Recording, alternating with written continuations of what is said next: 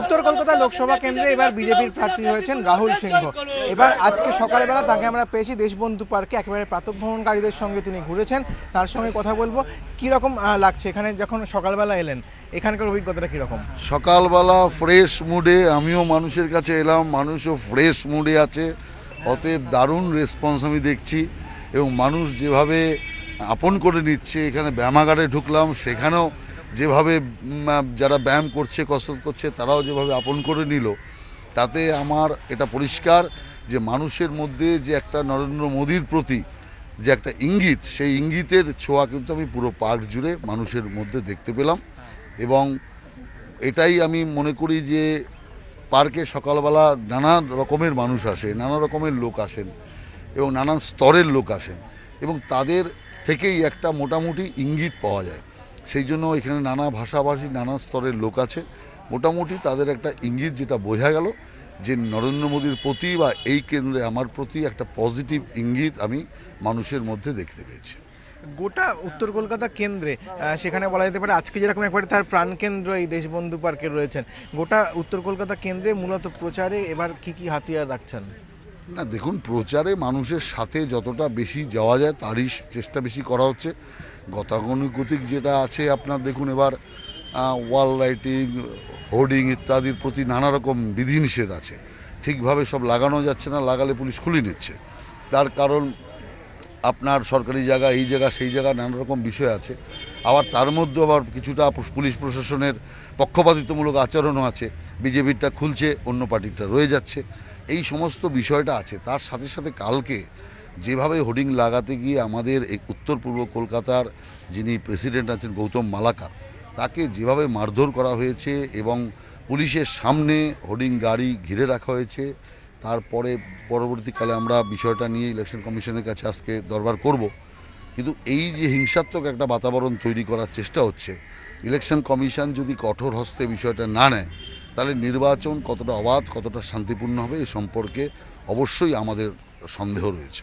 আপনাদের কর্মী তার উপর আক্রমণ করা হয়েছে বলছেন, কিন্তু পশ্চিমবঙ্গে তো দেখা যাচ্ছে যে সেখানে নির্বাচন কমিশনের যারা কর্মী তারাও আক্রান্ত হচ্ছেন। হ্যাঁ, দুর্ভাগ্যজনক। নির্বাচন কমিশনের কর্মী হাওড়ায় আক্রান্ত হলেন, হাবড়াতে বিডিওকে এমএলএ বলছেন কুচি কুচি করে কেটে দেওয়া।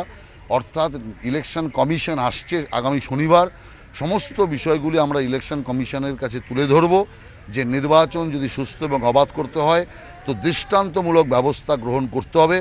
এই সমস্ত যারা হিংসা ছড়ানোর কাজ করছে তাদেরকে অবিলম্বে গ্রেপ্তার করার ব্যবস্থা করবার দাবি আমরা নির্বাচন কমিশনের কাছে করব। আপনি একটা জিনিস বলছেন যে দেশে একটা মোদির হাওয়া রয়েছে, তার প্রভাব এই উত্তর কলকাতা কেন্দ্রেও পড়বে। তো যেখানে দেখা গেছে যে মোদি কোথায় দাঁড়াবেন বা প্রবীণ নেতারা কোথায় দাঁড়াবেন তাই নিয়ে একটা বিতর্ক দানা বেঁধেছে, তার কোনো প্রভাব কি পড়বে এই রাজ্যে? কোথাও কোনো বিতর্ক নেই। আপনাদের খুঁজে খুঁজে বিতর্ক খোঁজা অভ্যাস, সেই জন্য বিতর্ক দেখছেন। বিতর্ক কোথাও নেই, সারা পার্টি এক হয়ে, সারা দেশ এক হয়ে মোদির নাম জয় জয়কার করছে। আর পশ্চিমবাংলায় তো শুধু মোদি হাওয়া নয়, পশ্চিমবাংলায় এর সাথে সাথে সিপিএমের 34 বছরের ব্যর্থতা, আর সিপিএমকে পরিবর্তন করে মানুষ যে তৃণমূল কংগ্রেসকে এনেছে, মানুষ দেখছে সিপিএমকে সরিয়ে বকলমে সিপিএম শাসনই বসেছে।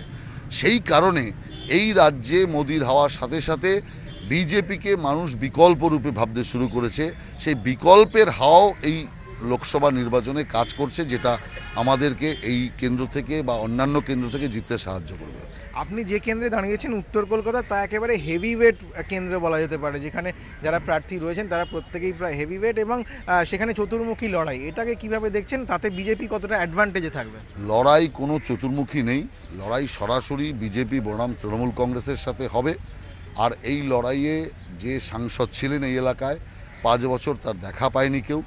এবং তৃণমূল কংগ্রেসের দ্বারা যেভাবে মহিলার আজকে আক্রান্ত হচ্ছে, যুবকের চাকরির ভবিষ্যৎ আজ নষ্ট হতে চলেছে, রাজ্যে শিল্প নেই, রাজ্যে সংস্কৃতি ধ্বংস হতে চলেছে, সেই কারণে আমি মনে করি যে তৃণমূল কংগ্রেসকে মানুষ ভোট দেবে না।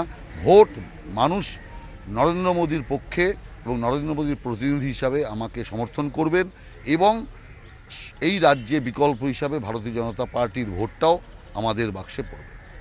উত্তর কলকাতা কেন্দ্রে চতুর্মুখী লড়াই নয়, এখানে একেবারেই তৃণমূলের সঙ্গে বিজেপির লড়াই, এভাবেই দেখছেন উত্তর কলকাতার বিজেপি প্রার্থী রাহুল সিংহ। সঞ্চয় মিত্র, এবিপি আনন্দ, কলকাতা।